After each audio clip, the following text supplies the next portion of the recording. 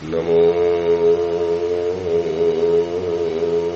હરિયંતાણમ, નમો સિદ્ધાણમ, નમો આયર્યાણમ, નમો વજ્જાયાણમ, નમો લોહે સૌવસાવણમ, એસો પંચ નમુકારો સૌવ પાવપણાસણો, ગલાહાણમ ચ સૌવે સિંબડવમ વૈ મંગલમ. મંગલમ ભગવાન વીરો, મંગલમ ગૌતમ પ્રભુ, મંગલમ સ્થૂલભદ્રાદ્યા, જૈન ધર્મસ્તુ મંગલમ. પ્રવચનનો વિષય છે માર્ગ ભૂલેલા જીવન પથિકોની પ્રતિબોધ કથા. આજથી 1245 વર્ષ પૂર્વે બનેલો 4 પ્રસ્તાવો અને 17,000 શ્લોકોની અંદરમાં ફેલાયેલો આ કુવલય માલા નામનો ગ્રંથ આ અનાદિકાળના સંસારના પરિભ્રમણ દરમિયાન જ્યારે નિગોદમાંથી આપણે સૂક્ષ્મ નિગોદમાંથી જ્યારે બાદર નિગોદની અંદરમાં આપણો પ્રવેશ થયો, કોઈ સિદ્ધ પરમાત્મા મોક્ષની અંદરમાં ગયા, સકલ કર્મનો ક્ષય કર્યો અને એ સિદ્ધ પરમાત્માના મુક્તિ ગમનના કારણે આપણે અનાદિ નિગોદના એ અંધારિયા ખૂણામાંથી બહાર નીકળ્યા. બહાર નીકળીને જ્યારે બાદર નિગોદની અંદરમાં આવ્યા, સૂક્ષ્મમાંથી બાદરની અંદરમાં આવ્યા અને પછી આત્મવિકાસ ક્રમ શરૂ થયો. એકેન્દ્રિય, બેન્દ્રિય, તેન્દ્રિય, એના અલગ અલગ ભવો, દરેકની અલગ અલગ યોનિઓ. જેમ 7 લાખની અંદરમાં બોલીએ છીએ, 84 લાખ જીવ યોની અલગ અલગ અલગ જગ્યાની અંદરમાં ગયા, ભટક્યા, ભમ્યા. આ બધાની અંદરમાં તકલીફ એ થઈ કે જ્યારે જ્યારે પણ આપણું પુણ્ય કાચું હતું, એટલે કંઈક તકલીફ પડી, કંઈક મુશ્કેલી આવી, કંઈક આપત્તિ આવી, કંઈક અંતરાય આવ્યો. હવે એ અંતરાય કરનારો કોઈ વસ્તુ હતી, કોઈ વ્યક્તિ હતી, કોઈ પરિસ્થિતિ હતી, કોઈ વાતાવરણ હતું. હવે એ બધાને હટાવવા માટે કોઈક નબળી પરે આપણને કોઈએ એવું સમજાવ્યું અથવા તો કોઈકનું આપણું એવું જોયું કે આ વ્યક્તિએ ક્રોધ કર્યો, એના કારણે સામેની વ્યક્તિ સુધરી ગઈ. આ વ્યક્તિએ અભિમાન કર્યું તો એનું સમાજની અંદરમાં સ્ટેટસ દેખાય છે. આ વ્યક્તિએ થોડાક માયા અને પ્રપંચ અને લોભ વગેરે કર્યા તો આજે એની પાસે કેટલી બધી વસ્તુઓ છે, કેટલું બધું એની પાસે સત્તા અને સામ્રાજ્ય છે. અને કેટલીક વ્યક્તિઓના જિંદગી શોખથી ભરેલી જોઈ. મોહાધીન વ્યક્તિઓના વસ્તુના શોખ, વ્યક્તિઓના શોખ, જાત જાતના મકાનો, કપડાં, જૂતા, ઘરેણા, આ બધાના જે શોખ જોયા, એનાથી રંગીન એ લોકોની દુનિયા જોઈ. અને એ જોયા પછી આપણા કુમરા મનની અંદરમાં એવું એક ખોટું સત્ય બેસી ગયું, અસત્ય એવું સત્ય આપણને લાગી ગયું કે આ ક્રોધ વગેરે તો જરૂરી છે. આ હોય તો જીવનનો પાવર ગણાય, નહીતર વ્યક્તિ સાવ નકામી ગણાય, સાવ નમાલી ગણાય, સાવ બાયડી વગેરે ગણાય. વ્યક્તિ પાસે તો આવું હોવું જ જોઈએ. આ મર્દ હોવાની નિશાની છે. આવું મગજની અંદરમાં ઠસી ગયું, કોઈએ ઠસાવી દીધું અથવા તો કોકનું જોઈને આપણે શીખી ગયા. બસ એ શીખતા ગયા, એના સંસ્કારોને આપણે ઘૂંટતા ગયા, એ અભ્યાસને આપણે વારંવાર આચરતા ગયા. અને એની કમનસીબીની કારણે એ થયું છે કે આજે દોષો નથી ગમતા. દોષ કર્યા પછી પસ્તાવો પણ થાય છે. આ ક્રોધાદી વગેરેનું સેવન કર્યા પછી ઘણીવાર સમજુ માણસને ખૂબ પસ્તાવો થાય. શું કામ ક્રોધ કર્યો, શું કામ બોલી દીધું, નતું બોલવા જેવું, ક્ષમતા રાખીએ તો સારું થાય. શું કામ આટલી બધી મારે ઉકળાટમાં આવી જવાની જરૂર હતી, આટલો બધો આવેશ કરવાની જરૂર હતી. પરંતુ કોઈક નબળી પડે, કોઈ કાચી ક્ષણે આપણે આ બધાના ભોગ આજે પણ બની જઈએ છીએ. હું બોલનારું છું, તમે સાંભળનારા છો.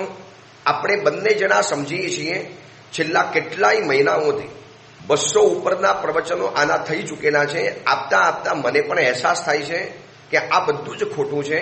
સાંભળતા તમને પણ અંદરમાં એક બિલકુલ ઊંડો અહેસાસ થાય છે કે યાર એ ગલત હે, નહીં હોના ચાહીએ. મારે જીવનમાં આ બધા દોષોનું સેવન નથી કરવું, જે મારો સંસાર વધારે, જે મારું ભવભ્રમણ વધારે, જે મને મુક્તિ ગમનથી દૂર કરી લે, જે મને રોજ એક ઇંચ, એક ફૂટ મને ધર્મથી, મારી અસલ જે દુનિયા છે એનાથી દૂર કરે છે. આ બધું જ જાણવા છતાં પણ વળી પાછા આપણે ક્યારેક આ ક્રોધાદી કસાયો, આ ક્રોધ, માન, માયા, લોભ અને મોહ એને પરવશ બની જઈએ છીએ. પણ ચિંતા કરવાની જરૂર નથી. દોષો જે દિવસથી ખરાબ લાગ્યા એ દિવસથી આપણે દોષોના સેવનથી દૂર થતા જઈએ છીએ. પણ ધીરે ધીરે જે દિવસે ખબર પડી ને આ દુનિયાની અંદરમાં એવા કરોડો માણસો છે કે જેને આ ખરાબ છે એવું મગજમાં વિચાર પણ નથી આવતો. ચલો આપણને એટલું તો થયું, આપણને એટલો તો વિચાર આવ્યો મગજની અંદરમાં કે આ ખોટું છે, આવું નહીં કરવું જોઈએ. ક્યારે હું આમાંથી મુક્ત બનીશ? એના માટે આપણે ક્યારેક પરમાત્માની પાસે આંખમાંથી આંસુ વહાવ્યા. કોઈ ગિરનાર તીર્થમાં ગયા, સત્યુંજય તીર્થમાં ગયા, શંકેશ્વરના તીર્થમાં ગયા, કોઈક એવા અદ્ભુત એકાંત ભર્યા તીર્થોની અંદરમાં ગયા અને ક્યારેક ક્યારેક આપણી આંખમાંથી આંસુ પણ પડે છે, ક્યારેક હૃદય ગદગદ બને છે, હૃદયની અંદરમાં એક વેદના ઉઠે છે કે ક્યારે હું આમાંથી બહાર આવીશ? આ પાપમય સંસાર છોડી શ્રમણ હું ક્યારે બનું? ક્યારે હું શ્રમણ બનીશ? ક્યારે એવો સંયમી બનીશ? ક્યારે એવો સાધક બનીશ? આ હૃદયની અંદરમાં આ ભાવના છે ને, બસ એને જીવંત રાખવા જેવી છે.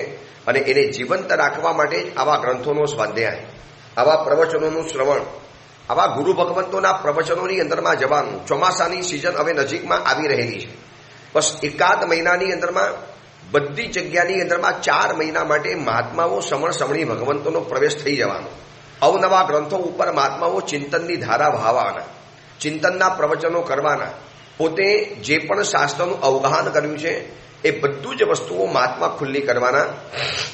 બસ તો આવા જ પ્રવચનોનું શ્રવણ, જ્યારે કોઈ જ અનુકૂળતા ન હોય ત્યારે આવા જ કોઈ ઓડિયો વિડીયો પ્રવચનો સાંભળી અને એટલી તો ચેતના જીવંત રાખવા જેવી છે કે આ દોષો છે તો ખોટા, મારે એના પનારે પડવા જેવું નથી. બસ આ જ વાતને અલગ અલગ રીતે ઘૂંટીને બતાવનારો આ ગ્રંથ કથાના માધ્યમ દ્વારા આપણે આગળ પહોંચીએ છીએ. 3 વ્યક્તિનું તો કલ્યાણ થઈ ગયું. પ્રભુ મહાવીરના નિશ્રાની અંદરમાં, પ્રભુ મહાવીરના સાનિધ્યની અંદરમાં સંયમી બની ગયા 3 આત્માઓ. હવે 2 આત્માઓ બાકી છે. જે આ 5 વ્યક્તિઓની જે આ કથા ચાલે છે એમાં પરમાત્મા હસ્તિનાપુર નગરની અંદરમાં અત્યારે બિરાજમાન છે. આપણે છેલ્લે જે ગૌતમ સ્વામીજીએ સવાલ પૂછ્યો પરમાત્માને કે દેવી દેવતાની પૂજાનું ફલ છે કે નથી, એ બધો સવાલ પરિપૂર્ણ થઈ ગયો. અને પરમાત્મા બસ દેશના પરિપૂર્ણ કરે છે એવા સમયની અંદરમાં હસ્તિનાપુર નગરની અંદરમાં પ્રભુ બિરાજમાન છે. અને એ સમયની અંદરમાં એક બ્રાહ્મણ બાલક, એક નાનકડો બાલક, બ્રાહ્મણ બાલક સમવસ્ત્રની અંદરમાં પ્રવેશ કરે છે. શ્યામ વર્ણવાળો છે. એના શ્યામ શરીર ઉપર બ્રહ્મસૂત્ર એટલે કે બ્રાહ્મણોના શરીર ઉપર જે જનોઈ હોય એ જનોઈ શોભી રહેલી છે. પવનથી ઉડી રહેલા એના એક મોટા મોટા વાર રહેલા છે, લાંબા લાંબા વાર રહેલા છે. અને એવો બ્રાહ્મણ બાલક સમવસરની અંદરમાં પ્રવેશ કર્યા પછી 3 પ્રદક્ષિણા આપ્યા પછી પરમાત્મા મહાવીરના પગની અંદરમાં પડી અને પ્રભુને હાથ જોડીને વિનંતી કરે છે કે હે પરમાત્મા, એક સવાલ પૂછવા માટે આવ્યો છું કે જંગલની અંદરમાં મનુષ્યની ભાષા બોલનારું એ પંખી કોણ હતું? પ્રભુ, મને જંગલની અંદરમાં મનુષ્યની ભાષાની અંદરમાં બોલનારું પંખી મળ્યું. પ્રભુ, એ પંખી કોણ છે? એ શું બોલે છે? અને પ્રભુ, એને જે પણ કાંઈ કીધું એ બધું સાચું છે, સત્ય છે? પ્રભુ, પંખીના મુખમાંથી મનુષ્યની ભાષા નીકળે અને એને જે બધી વાતો બતાવી, પ્રભુએ બધી વાતો મેં સાંભળી છે, શું પ્રભુ સાચું છે?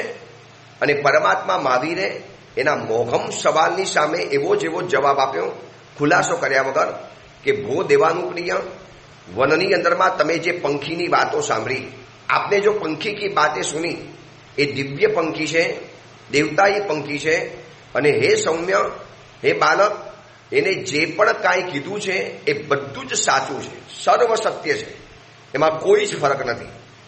વળી પછી એને પરમાત્માને સવાલ પૂછ્યો કે પ્રભુ, એ વનની અંદરમાં પક્ષીઓએ કહેલી જો વાત સાચી હોય તો ઓલા રત્નો હું પાછા આપી દઉં? પ્રભુ, એના માલિકને પાછા આપી દઉં ને રત્નો? અને પરમાત્માએ કીધું કે ઉત્તમ પુરુષો પાછળથી પસ્તાવો કરવું પડે એવું કોઈ પણ કાર્ય નથી કરતા. બસ આટલી પરમાત્મા સાથે સંવાદ થયો અને એ બાલકે વળી પાછી પરમાત્માના ચરણોની અંદરમાં વંદના કરી, પ્રભુને ઝૂક્યો અને પ્રભુને પૂંઠ ન પડે એવી રીતે સમવસ્ત્રમાંથી ઉતરી ગયો.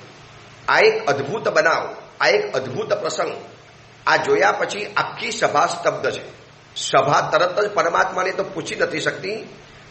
દરેકના હૃદયની અંદરમાં એક કુતૂહલ તો થયું કે કોણ છે આ બાલક, શું પૂછી ગયો, એને કયું પંખી મળ્યું, એ પંખીએ શું વાત બતાવી અને એને કયા રત્નો એના માલિકને પાછા સોંપી દેવાની વાત કરી. અને પરમાત્માએ એમ કીધું કે ઉત્તમ પુરુષો, યોગ્ય પુરુષો ક્યારે પસ્તાવો કરવો પડે, પાછળથી પસ્તાવો થાય એવું કાર્ય ક્યારે પણ નથી કરતા. ગૌતમ સ્વામીજી સીધા ઊભા થયા. તમે જોજો, એ ગૌતમ સ્વામીજી એવું વ્યક્તિત્વ છે કે પોતે જ્ઞાન દ્વારા બધું જાણે છે અને જાણી શકે છે, પરંતુ લોકોનું જ્યારે કુતૂહલ જોયું, આવા ગૌતમ સ્વામી જેવા ગુરુ મળવા પણ બહુ કઠિન છે વર્તમાન સમયની અંદરમાં. કે લોકોની સમસ્યાને જાણી અને એ સમસ્યાને સવાલ રૂપે પ્રભુની સામે પ્રસ્તુત કરી અને લોકોને પ્રભુના શ્રી મુખેથી સમાધાન અપાવી શકે છે. વરના લોકોને કહી શકતા હતા.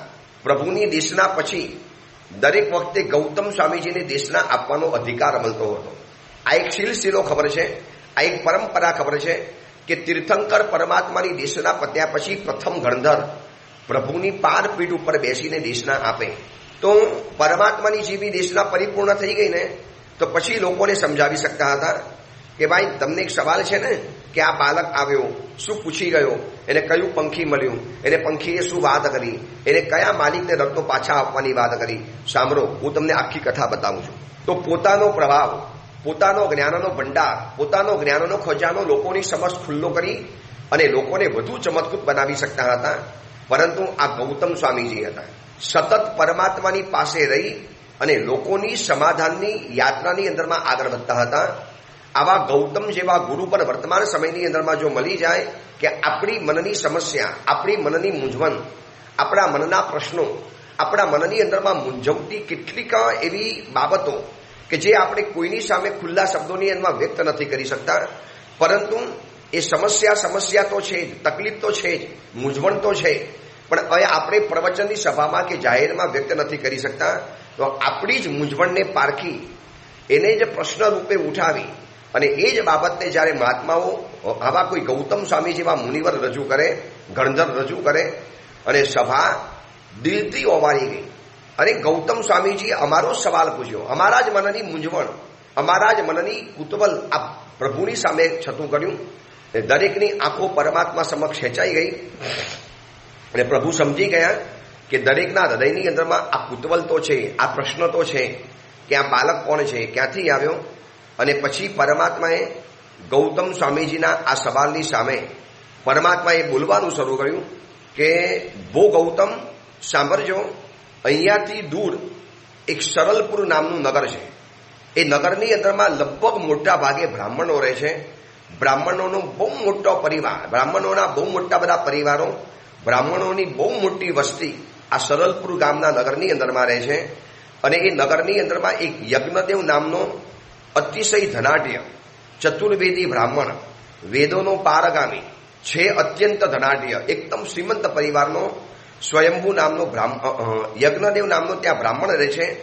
એને સ્વયંભૂ નામનો એક પુત્ર છે. જે આ દીકરો આવેલો હતો, જે આ પુત્ર આવેલો હતો, જે આ બાળક આવેલો હતો, એ આ સ્વયંભૂ નામનો બાળક છે, જે હમણાં મારી પાસે આવીને ગયો. અને આ યજ્ઞદેવ જે બ્રાહ્મણ હતો એટલી બધી વેદ વિદ્યાને પાર પામેલો હતો, એટલા બધા યજ્ઞ યાગની અંદરમાં કુશળ હતો કે સરલપુર નગરની અંદરમાં એ સૌથી મુખ્ય બ્રાહ્મણ બની ગયો. અને જે આ સ્વયંભૂ નામનો પુત્ર હતો એને પણ પોતાના પિતાની પાસેથી વેદ વિદ્યા વગેરે ઘણું બધું શીખી લીધું. અને દિવસો મજાના પસાર થતા હતા. પિતાજીનું નામ એટલું મોટું, પિતાજીનું કાર્ય એટલું મોટું, પિતાજીની એટલી મોટી પ્રેસ્ટીજ, એટલી મોટી યશ અને કીર્તિ કે એની સાથે આખો પરિવાર વિલસતો હતો. ઘરની અંદરમાં રોજ ધનના ઢગલા થાય, રોજ યજ્ઞ યાગ થાય, રોજ વેદ વિદ્યાઓના પાઠ થાય, રોજ બટુકો ભણવા માટે આવે, ઘરની અંદરમાં યજ્ઞશાળા ચાલે, ઘરની અંદરમાં જ્ઞાનશાળા ચાલે, નિત્ય નવી ઘરની અંદરમાં જ્ઞાનની ધારા ચાલતી જાય અને પરિવાર કલ્લોલ કરતો હતો. પરંતુ એક દિવસ એવું બન્યું કે આ દુનિયાની અંદરમાં જેટલા પણ જન્મ લે છે દરેકનું મોત તો અફર છે. ગૌતમ, કોઈ પણ વ્યક્તિ આ દુનિયાની અંદરમાં શાશ્વત બનીને નથી આવતી. ભલે મોતથી ડરીએ છીએ, મોતનો ભય લાગે છે, મોતથી ભયભીત બની જઈએ છીએ, પરંતુ મોત જેવું સનાતન સત્ય આ દુનિયાની અંદરમાં બીજું કોઈ નથી. બસ આ જ સનાતન સત્યના ભોગ બન્યા યજ્ઞદેવ બ્રાહ્મણ. અચાનક જ એક દિવસ શૂલઘાત થયો અને યજ્ઞદેવ પોતાનું આયુષ્ય પરિપૂર્ણ કરી અને પરલોકની અંદરમાં રવાના થઈ ગયા. અચાનક જ પિતાજી ચાલી ગયા. પિતાજીનું મોટું નામ, અને આ પિતાજી એટલા પુણ્યશાળી હતા, પિતાજી એટલા વિશિષ્ટ વ્યક્તિ હતા કે એમની સાથે જોડાયેલી દરેક વ્યક્તિઓ હવે ધીરે ધીરે ઘરની અંદરમાં આવનારી બંધ થઈ ગઈ. આ સ્વયંભૂદેવ બ્રાહ્મણ એ પણ પોતે ભણેલો તો હતો, પણ પિતાજી જેવું નામ ન કમાવી શક્યા અને ધીરે ધીરે ધન ઘટવા માંડ્યું, આવકના સ્ત્રોત ઘટવા માંડ્યા. ધીરે ધીરે પિતાજી માટે જે આવનારી વ્યક્તિઓ હતી બધી જ ઓછી થવા માંડી. હવે એવા દિવસો આવી ગયા કે ઘરની અંદરમાં લોકયાત્રા પણ બંધ થઈ ગઈ, અતિથિ સત્કાર બંધ થઈ ગયો, બ્રાહ્મણોને કરવાની જે ક્રિયાઓ તે પણ બધી બંધ થઈ ગઈ. સ્નેહી બંધુઓએ દાન આપવાનું બંધ કરી દીધું, દાન દક્ષિણા બંધ થઈ ગઈ. નગરની અંદરમાં જે અતિથિઓ, નોકરો, બંધુઓ, પરિજનો, લોકો, સ્વામીઓ, પરિચિતો જે હતા એ બધા જ આ જ્યાં સુધી યજ્ઞદેવ બ્રાહ્મણ હતા ત્યાં સુધી જોડાયેલા હતા. પણ યજ્ઞદેવ બ્રાહ્મણ ગયા પછી એમનો સ્વયંભૂદેવ પુત્ર એટલો પુણ્યવાન નહોતો, એટલો નસીબવાન નહોતો અને ધીરે ધીરે વૈભવની અંદરમાં ઓટ આવવા માંડી. આવું ઘણી વખત બનતું હોય છે કે ઘરની અંદરમાં એક વિશિષ્ટ પુણ્યવાન વ્યક્તિ હોય. માનો આપણા ઘરની અંદરમાં એક દાદા છે, એક દાદી છે, એક પિતાજીના પિતાજી ઘરની અંદરમાં છે અને વર્ષો સુધી ધર્મ આરાધના કરેલી છે, સામાયિક પૂજા, પ્રતિક્રમણ, સરળ સ્વભાવી. એ જમાનાના પ્રમાણે એકદમ સરળ સ્વભાવી હતા, પ્રમાણિક હતા અને પોતાની ધર્મ આરાધના જીવનમાં શાંતિથી કરતા હતા. હવે એ વ્યક્તિનો પુણ્ય પ્રભાવ, એ વ્યક્તિની એક આભા ઘરની અંદરમાં એવી છવાઈ ગઈ હોય કે પિતાજીના પુણ્યના કારણે, એવા ઘરની અંદરમાં રહેલી કોઈ આરાધક વ્યક્તિના કારણે આખો પરિવાર કિલ્લોલ કરતો હોય. એમને ખબર નથી કે આપણે આ વ્યક્તિના પુણ્યથી જીવી રહેલા છીએ, પણ એ વિશિષ્ટ પુણ્યવાન વ્યક્તિ જ્યારે જીવનમાંથી ચાલ્યો જાય અને પછી એના પરિવારને ખબર પડે છે કે આ હતા ત્યાં સુધી જાઓ જલાલી હતી. આજે ઘણી વખત એવું મેં જોયું છે સાધુ જીવનની અંદરમાં, કોઈ વિશિષ્ટ આચાર્ય ભગવંતની ઈશ્વરની અંદરમાં એમના બધા જ શિષ્ય પરિવાર કિલ્લોલ કરતા હોય, આનંદ મંગલ કરતા હોય, આખો પરિવાર ફૂલેલો ફાલેલો હોય, ભક્તોનો પ્રવાહ આવતો હોય, દર વર્ષે એકાદ બે ઉદ્યાન થતા હોય, દર વર્ષે એકાદ બે છરીપાલી સંઘ ફિક્સ હોય, દર એકાદ બે વર્ષે એમના પરિવારની અંદરમાં દીક્ષા ઇત્યાદિ વગેરે થતા હોય અને બીજા કાર્યક્રમ, પ્રવચનોનું શ્રવણ, શિબિરોનું આયોજન, એક ધૂમધામ ભર્યા ચાતુર્માસ અને લોકોની અવરજવર, લોકોનું ઉપાસનાની અંદરમાં આવાગમન એટલું બધું રહેતું હોય. પરંતુ અચાનક ગુરુદેવ કાર કરી ગયા, આયુષ્ય સમાપ્ત થઈ ગયું. હવે પુણ્યવાન ગુરુદેવની નિશ્રાની અંદરમાં રહેતા હતા. હવે પુણ્યવાન ગુરુદેવ તો ચાલી ગયા, સ્વયં પુણ્યવાન નથી બની શક્યા. એટલે જીવનની અંદરમાં બે વ્યક્તિના ટેકાની જરૂર પડે છે. યા સ્વયં પુણ્યવાન બનો, સ્વયં પુણ્યવાન બનીને જાતે ટેકો આપો, અથવા તો કોઈ પુણ્યશાળી વ્યક્તિની નિશ્રાને પ્રાપ્ત કરી લો અને જીવનને ટેકો આપી લો. હવે આ સ્વયંભૂ બ્રાહ્મણને શું થયું? પિતાજી હતા ત્યાં સુધી બધું જ સરસ હતું, ત્યાં સુધી વિચાર્યું પણ નહીં હોય કે પિતાજીના ગયા પછી અમારું શું. પરંતુ અચાનક પિતાજી ચાલી ગયા, અચાનક ગુરુદેવ ચાલી જાય, અચાનક પરિવારના મોભી ચાલ્યા જાય, અચાનક બહુ મોટા બિઝનેસના સ્થાપક પરિવારનું મુખ્ય મોભી એ ચાલી ગયા પછી આખો પરિવાર જે સિદાતો હોય છે, આવું ઘણી વખત જોવા માટે મને. અને જે અતિથિ સત્કાર, યજ્ઞશાળા, દાનશાળા, પાઠશાળા, ધીરે ધીરે બટુકોએ ભણવાનું છોડી દીધું. પિતાજીની જેમ ભણાવી નતા શકતા. પિતાજી હતા ત્યાં સુધી એમ હતું ને, પિતાજી છે ને, ગમે તારે પિતાજી છે જ, બધું પિતાજી કરે છે. અને એ પિતાજીની હયાતીની અંદરમાં સમજી ન શક્યા અને એવું આવ્યું એવા દિવસો આવ્યા કે ધીરે ધીરે ઘરમાંથી બધી જ વસ્તુઓ પગ કરવા માંડી. જાણે કે દારિદ્ર રૂપી અંજનથી યુક્ત થયેલા એવા આ લોકો સિદ્ધ પુરુષ એવા બની ગયા કે લોકોને દેખાતા જ નતા. એવી એક ઉપમા આપી છે કે જેમ સિદ્ધ પુરુષ આંખમાં અંજન કરે અને એ વ્યક્તિ અદૃશ્ય બની જાય, એવી જ રીતે આવા કેટલાક દરિદ્રતા રૂપી અંજન કર્યું એટલે સિદ્ધ પુરુષોની જેમ એ લોકો અદૃશ્ય બની ગયા. એટલે કે ગરીબ વ્યક્તિઓ કોઈને દેખાતી જ નથી હોતી. પિતાજીના મૃત કાર્ય બધા જ પતાવ્યા, દિવસો પસાર થઈ ગયા, લોકોની અંદરમાં હાસ્ય પાત્ર બની ગયો. ધીરે ધીરે ઘરબાર વેચવા પડ્યા, મોટી હવેલી વેચવી પડી, એક વસ્તુઓ વેચીને ગુજરાન ચલાવવા માંડ્યા. સ્વયંભૂ ખોટો નહોતો, સારો હતો, પણ એની પાસે પુણ્ય નહોતું. પુણ્યવાન વ્યક્તિની નિશ્રાની અંદરમાં રહેનારી દરેક વ્યક્તિઓએ ચેતી જવું જોઈએ કે જ્યાં સુધી પુણ્યવાન છે ત્યાં સુધી તો જીવનની અંદરમાં જલસા થવાના, બધું સરસ મજાનું થવાનું. હું એવા કેટલાય સમણ ભગવંતોને ઓળખું છું કે પોતાના પુણ્યવાન ગુરુદેવ હતા ત્યાં સુધીમાં પોતે જવાબદારી સમજ્યા નહીં. છે ને ગુરુદેવ, પુણ્યવાન ગુરુદેવ છે, એમના પુણ્યથી એટલા બધા અપરંપાર કાર્યો થાય, એટલી બધી જાઓ જલાલીમાં રહેતા હતા. દિવસ રાત ઉપાસનાની અંદરમાં લોકોની અવરજવર, માનવોના ટોળા, ભક્તોના ટોળા ઉમટતા હતા. પણ ગુરુદેવ કાર કરી ગયા પછી જ્યારે બધું જ બંધ થઈ ગયું, ફેસિલિટી બંધ થઈ ગઈ, ત્યારે ખબર પડી કે ગુરુદેવની હાજરીની અંદરમાં જ અમારે કંઈક એવું શીખી લેવું હતું, કંઈક એવું પામી લેવું હતું. બસ આ પુણ્યવાન વ્યક્તિની નિશ્રાની અંદરમાં રહો છો તો એ રહેનારી વ્યક્તિએ જીવનની અંદરમાં ચેતી જવું જોઈએ. હવે પિતાજી તો ગયા, કુટુંબનો આધાર હતા પિતાજી ગયા. એમાં એમની માતાએ સ્વયંભૂ બ્રાહ્મણને બોલાવીને કીધું કે બેટા, પિતાજીના ગયા પછી જો આપણા ઘરની શું હાલત થઈ છે. તું ભણેલો છે, હોશિયાર છે, શૂરવીર છે, તું બધી રીતે સારો છે, બધી વાત બરોબર છે, પણ પિતાજીના લેવલ સુધી તું પહોંચી નથી શકતો. પિતાજીની જે આવકના સ્ત્રોત હતા, પિતાજીની પાસે જે આવડત હતી, બેટા એ તારી પાસે નથી દેખાતી. જો આપણે દીન બની ગયા, આપણે કરુણપણે રહેવું પડે છે અને બધી જગ્યાની અંદરમાં આપણે હાસ્ય પાત્ર બનવું પડે છે. હવે નગરની અંદરમાં કોઈ આપણને પૂછવા પણ નથી આવતું. પહેલા તો કેટલી બધી યજ્ઞ યાગ, સવારના પોરની અંદરમાં દાન દક્ષિણા, લોકો ગુરુ દક્ષિણા રૂપે કેટલી બધી વસ્તુઓ મૂકી જતા હતા. તો બેટા હવે કંઈક ધન પ્રાપ્તિ માટે પ્રયોગ કરવો પડશે. બેટા તારે કંઈ તો ઉપાય કરવો પડશે. આ પરિવારનો આધાર તું છે, આ પરિવારને તારે સંભાળવાનો છે. માતાના આવા ગદગદ વચનો સાંભળ્યા પછી, શોકમય વચનો સાંભળ્યા પછી સ્વયંભૂ એ કીધું કે માતાજી, કોઈ પણ ધનની પ્રાપ્તિ પુણ્યથી થાય છે. આ વ્યક્તિની વાત ભલે સ્વયંભૂ બ્રાહ્મણ પોતાની માતાને કહે છે, ભલે બાલક છે, નાનકડો છે, પણ એનાની અંદરમાં સમજણ તો છે જ. તો પોતાની માતાને સ્વયંભૂ બાલક જ્યારે આ વાત કરે છે, બ્રાહ્મણ બાલક, એ બાબતને આપણે બધાએ સમજવા જેવી છે, બધાએ જાણવા જેવી છે. આ કુવલયમાલા ગ્રંથની અંદરમાં એક સત્ય ખુલ્લું કરેલું છે કે કોઈ પણ ધનની પ્રાપ્તિ, ધન એટલે પૈસા નથી લેવાના, ધન એટલે યશ, કીર્તિ, આબાદી, ઇજ્જત, સામગ્રી, સત્તા, સૌંદર્ય, જે પણ કાંઈ સારી વસ્તુ છે એ બધું જ ધન બરાબર છે. બુદ્ધિ પણ ધન બરાબર કહેવાય, શરીરનું આરોગ્ય પણ ધન બરાબર કહેવાય. તો આ બધું જ ધન, બધું જ વિશિષ્ટતા, કોઈ પણ ઉત્તમ ચીજ, સારી ચીજ એ પુણ્યથી જ પ્રાપ્ત થાય છે. આપણું પુણ્ય હવે નાશ પામ્યું છે માતા. એટલે વૈભવરૂપી કિરણો જેના છે એવો સૂર્ય આપણો અસ્ત પામી ગયો. એટલે ઘરની અંદરમાં અંધારું છવાઈ ગયું. આજે જે પણ વ્યક્તિના મનની અંદરમાં એવો એક સવાલ રહેતો હોય કે ગુરુદેવ, પહેલા તો કેટલી બધી કમાણી થતી હતી, આજે મારી પાસે એવા કેટલાય લોકો, કેટલાય યુવકો, કેટલા ભાઈઓ, કેટલાય પરિવારો આવે છે.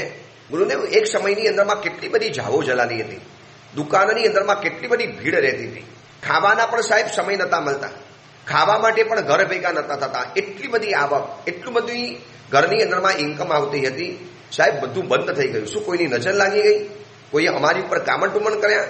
કોઈએ અમારી ઉપર કોઈ કારું જાદુ કર્યો? કોઈ અમારી ઉપર કોઈ જંતર મંતરના પ્રયોગ કર્યા?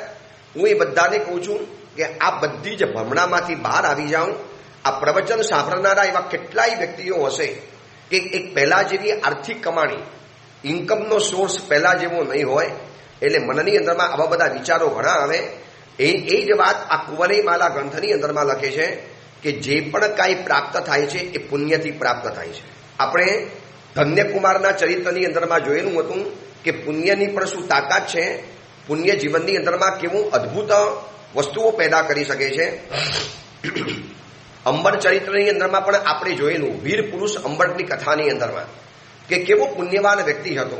પુરુષાર્થ કર્યા પછી પણ પુણ્ય ન હોય તો પુરુષાર્થ જીવનમાં સફળ નથી થતો. મહેનત કરવાની ના નથી, એનો મતલબ એ નથી કે પુણ્યના ભરોસે ઘરમાં બેસીને સૂઈ જાઓ, ગાદલું ઓળીને સૂઈ જાઓ. નો, એનો મતલબ એ નથી કરવાનું. મહેનત કરવાની, પરિશ્રમ કરવાનો, કોશિશ કરવાની, દિવસ રાત દોડવાનું, બધું જ કરવાનું, બધું જ કરો. પરંતુ એક સત્ય સમજી રાખવા જેવું છે કે પુરુષાર્થને સફળ બનાવવાનું કામ પુણ્ય કરે છે. કેટલાક પુણ્ય એવા છે કે પુરુષાર્થ દ્વારા ઉદયમાં આવે. તમારા નસીબની અંદરમાં હતું પણ પુરુષાર્થ કરો પછી ઉદયની અંદરમાં આવે.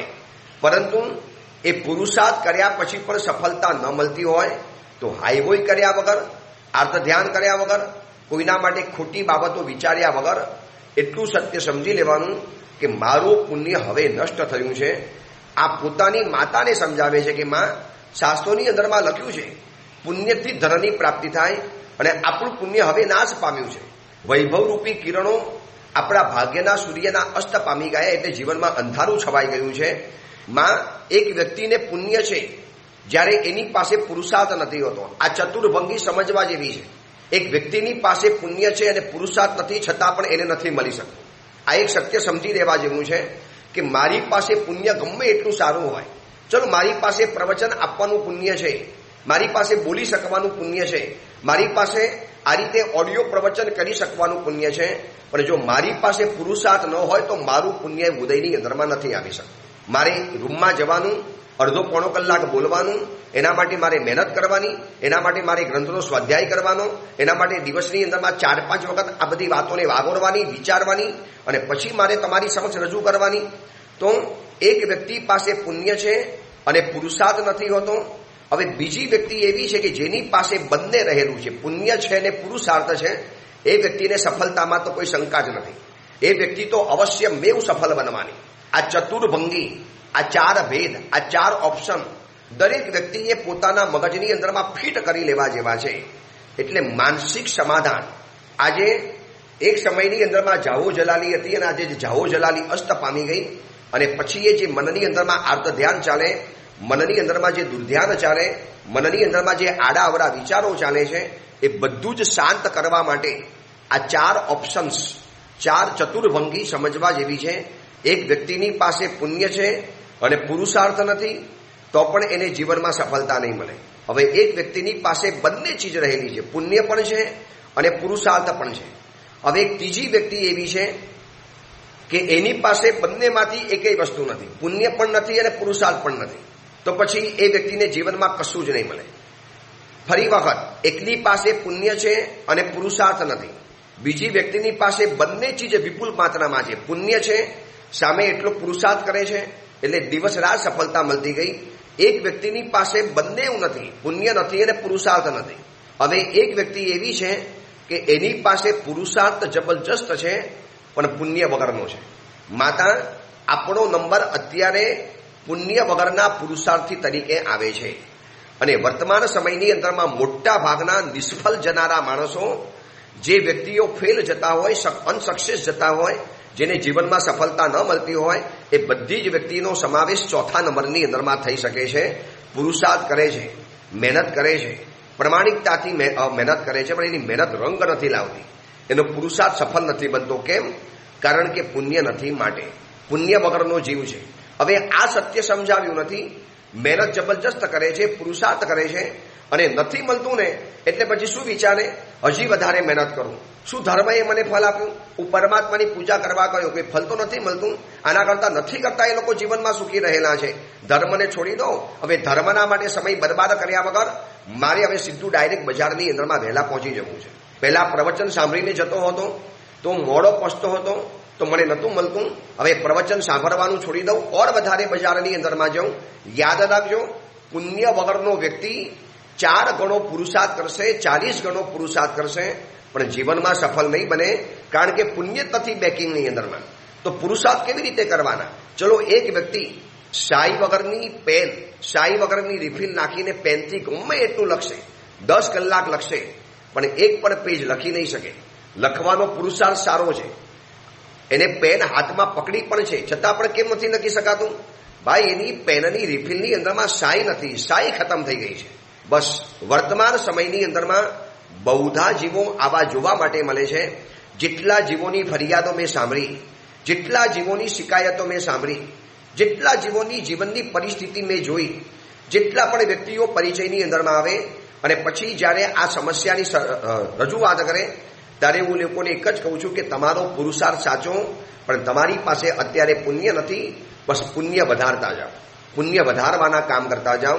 ત્યાગ, સંયમ, ઉદારતા, પરોપકાર, આ બધું જ જીવનની અંદરમાં વધુ ને વધુ કરતા જાઓ, વધુ ને વધુ કરતા જાઓ. હવે થાય છે ઉલટું, પુરુષાર્થ જબરજસ્ત કર્યા પછી નથી મળતું ને એટલે પછી હતાશ બન્યા પછી ધર્મ કરવાનું છોડી દે છે. ધર્મનું કોઈ ફલ જ નથી. ધર્મ કરીને આપણને શું મળ્યું? આટલી બધી પૂજા કરી, આટલી બધી પૂનમ ભરી, આટલી બધી તપસ્યા કરી, આટલું બધું કર્યું, છતાં પણ કશું મળતું તો નથી. એટલે ધર્મનું કોઈ ફલ જ નથી. એટલે પુરુષાર્થ, પુણ્ય વગરનો વ્યક્તિ પુરુષાર્થ કરવામાં કશું બાકી નથી રાખતો તો પણ નથી મળતું. અને ઓલો સ્વયંભૂ બ્રાહ્મણ બાલક પોતાની માતાને કહે છે કે માં, અત્યારે આપણો નંબર 4થા નંબરની અંદરમાં છે. પિતાજી હતા, એમની પાસે પુણ્ય અને પુરુષાર્થ બંને પ્રમાણમાં હતો. માં, હું પુરુષાર્થ તો કરું છું ને, મહેનત તો કરું છું, છતાં પણ માં તમારા કહેવાના કારણે ચલો અત્યારે હું વધુ પુરુષાર્થ કરવા માટે વિદેશની અંદરમાં જઈશ. માએ કીધું બેટા વધુ પુરુષાર્થ કર, વધુ આગળ વધ. હવે આપણે આજે છેલ્લો સવાલ પૂછીને અટકી જઈએ છીએ કે જ્યારે ચોથા નંબરની સ્થિતિ હોય ત્યારે પુરુષાર્થ વધારવાનો કે પુણ્ય વધારવાનું. બસ આ બાબત ઉપર આપણે આવતીકાલે વિચારણા કરીશું કે પુણ્ય નથી અને પુરુષાર્થ નથી તો વાત સમજી ગયા, પણ પુરુષાર્થ જબરજસ્ત છે, મહેનતમાં કોઈ કસર નથી કરતા અને નથી મળતું તો હવે દુનિયા છે ને ઉલટું કરે છે, મહેનત વધારે છે. તો પરમાત્મા મહાવીર કહે છે કે પુણ્ય વધારો. હવે પુણ્ય વધારવાના શું રસ્તા, કેવી રીતે રસ્તા અને શું વધારવું જોઈએ, પુણ્ય વધારવું જોઈએ કે પુરુષાર્થ વધારવો જોઈએ, એ અંગેની વાત બહુ જાણવા જેવા 4 ઓપ્શન છે. દરેક વ્યક્તિની મનની સમસ્યાનું સમાધાન આમાંથી મળી જશે એવા સરસ મજાના 4 ઓપ્શન છે. એ અંગેની બીજી વિશેષ વિચારણા આપણે આવતીકાલે કરીશું. એ જ મંગલ કામના, મંગલ ભાવના. જીનાગના વિરુદ્ધ કાંઈ પણ બોલાયો હોય તો મિચ્છામી દુક્કડમ.